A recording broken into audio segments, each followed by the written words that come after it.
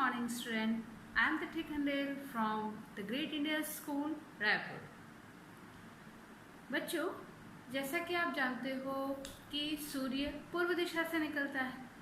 अब सुबह के समय और क्या क्या चीज़ें होती हैं, तो हमको सुबह के समय पक्षियों की चहचहाहट सुनाई देती है और जो सूर्य की जो किरणें हैं वो चारों तरफ बिखर जाती हैं और उजाला हो जाता है ना। तो आज जो हम पाठ पढ़ेंगे वो है कक्षा 7वीं की संस्कृत पुस्तक बाल कणिका भाग 2 का तृतीय पाठ सूर्योदय है ना। सूर्योदय, देखिए सूर्य धन उदय यानी उगना है ना। सूर्य जब उगता है ना। और सूर्यास्त किसे कहते हैं? जब सूर्य डूबता है, अस्त होता है ना। तो यहाँ देखिए दो आपको विलोम शब्द भी मिल गए। उदय का अपोजिट क्या हो गया? विलोम क्या हो गया? विलोम पर अस्त है ना। तो सूर्य उदय है ना, सूर्योदय। ये पाठ है सुबह के समय का है ना। सुबह के समय बगीचे के भ्रमण में के लिए हम जाते हैं है ना। तो सूर्योदय क्या है यहाँ पे हम पढ़ेंगे आज। इदानीं प्रभात वेला अस्ति है ना। यह सुबह का समय है। प्रभात वेला, प्रभात यानी सुबह है ना, वेला यानी समय, सुबह का समय है। सूर्य शनैः शनैः पूर्व दिशायाम उदयति है ना। सूर्य जो है पूर्व दिशा से धीरे धीरे है ना, धीरे धीरे करके उगता है सूर्य। सूर्य पूर्व दिशा से धीरे धीरे उग रहा है ना, उदित हो रहा है। सूर्यस्य अंशवः तरुणां पर्वतानां च शिखरेषु खेलन्ति।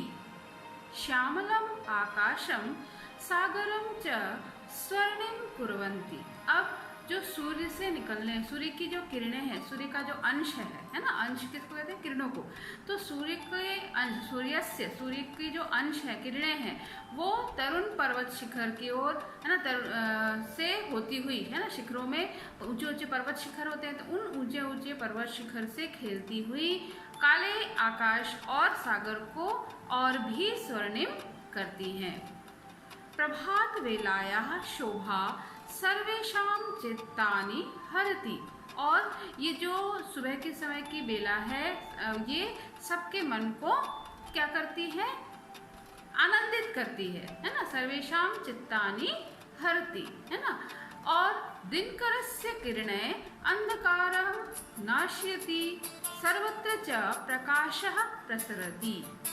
जो दिनकर किसको कहा जाता है? सूर्य को है ना। सूर्य के बहुत सारे पर्यायवाची हैं, दिनकर, रवि, सूर्य, प्रभाकर है ना। ये सब सूर्य के पर्यायवाची हैं है ना। तो दिनकरस्य किरणें अंधकारः नश्यति सर्वत्र च प्रकाशः प्रसरति है ना।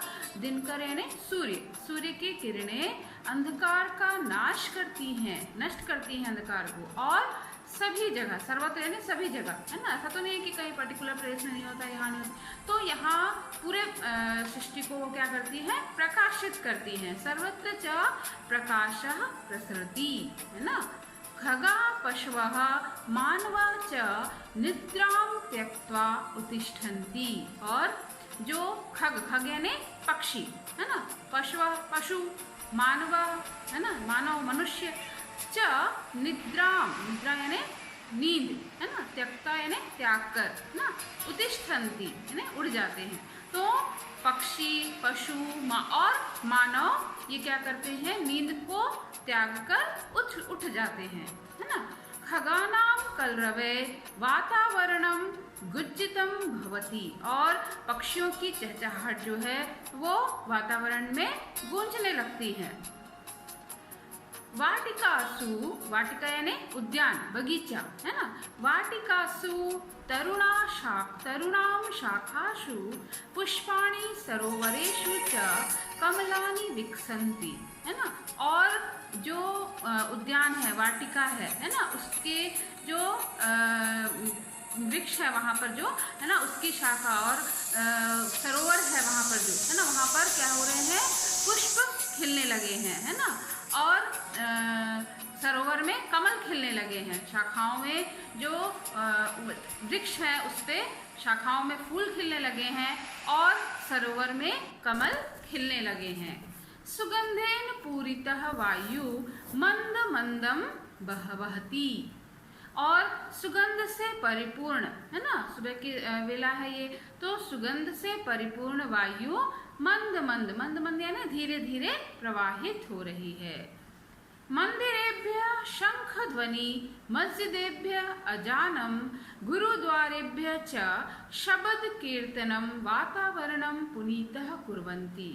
अब सुबह सुबह मंदिरों में घंटियों की आवाज सुनाई देती है, शंख ध्वनि सुनाई देती है ना, पूजा आराधना का समय होता है वो, तो मंदिरों में शंख की ध्वनि और मस्जिद में अजान, है ना, अजान देते हैं मुस्लिम लोग जो होते हैं, तो अजान और गुरुद्वारे में शब्द कीर्तन की ध्वनि जो है वो वातावरण को पवित्र करती है।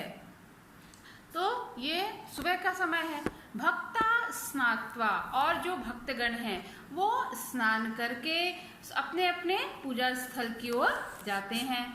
तत्र प्रभुम स्मृत्वा गृहम आगमिष्यन्ति, और अपने अपने ईश्वर को, यहाँ पर जिस धर्म को जो मानने वाला है वो उसके अनुरूप अपने ईश्वर की पूजा करता है, तो वहाँ लोग अपने प्रभु को स्मरण करके या याद करके घर आते हैं। स्वदिनचर्या रता भविष्यन्ति, है ना, और अपनी जो डेली रूटीन है, स्वदिनचर्या ना, अपनी दिनचर्या में लग जाते हैं, है ना। ललना, ललना यानी माताएं, है ना, ईश्वरम स्मृत्वा पाकशालायाम प्रातराशम पचन्ति, और जो माताएं हैं वो क्या करती हैं, पाकशाला यानी रसोई घर, है ना, किचन में ईश्वर को याद करके पाकशाला में, रसोई घर में सुबह का नाश्ता बनाने लगती हैं, है ना। गृहस्य सदस्या प्रातराशम कृत्वा स्वकार्य स्थलम गमिष्यन्ति, और घर के जो सदस्य हैं वो सुबह का नाश्ता, प्रातराशम यानी सुबह का नाश्ता, है ना, प्रातराशम कृत्वा, कृत्वा यानी करके अपने अपने कार्यस्थल की ओर जाते हैं। स्वकार्य स्थलम गमिष्यन्ति, गमिष्यन्ति यानी जाते हैं, गम धातु यहाँ पे भविष्य काल का प्रत्यय लगा है ना, तो जाते हैं, है ना, गमिष्यन्ति। और बाला अपि पुस्तकानि आदाय विद्यालयम गच्छन्ति, और जो बच्चे हैं वो भी अपनी अपनी पुस्तकें लेकर विद्यालय आते हैं, है ना, विद्यालय जाते हैं। और तत्र गत्वा, वहां जाकर, गत्वा यानी जाकर, गुरून् प्रणम्य ते अध्ययनम करिष्यन्ति, और वे वहां जाकर गुरु को प्रणाम करके अध्ययन करेंगे। भास्करः भानु सहस्राशु रवि च सूर्यस्य अभिधानानि सन्ति, है ना। और भास्कर है, मैंने पहले भी बताया आपको शुरुआत में कि भास्कर, भानु, सहस्त्रांशु और रवि, है ना, ये सूर्य के विविध नाम हैं। भानुना विना धरायाम जीवनम असंभव अस्ति, और भानु यानी सूर्य, सूर्य के बिना धरा यानी धरती, धरती पर जीवन असंभव है। यह संसाराय प्रकाशम तस यच्छति तस्मै भानवे नमः, जो इस संसार को, इस जगत को, है ना, प्रकाशित करता है, उस भानु को, सूर्य को नमस्कार है। आदिदेव नमस्तुभ्यं प्रसीद मम भास्कर, दिवाकर नमस्तुभ्यं प्रभाकरम नमोस्तुते, है ना।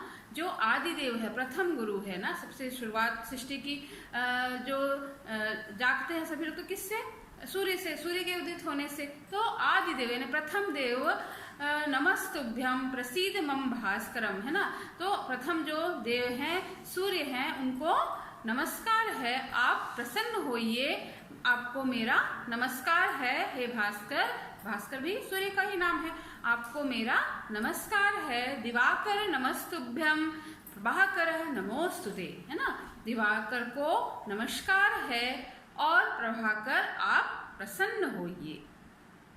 आशा करती हूँ आपको ये पाठ समझ आया होगा। धन्यवाद।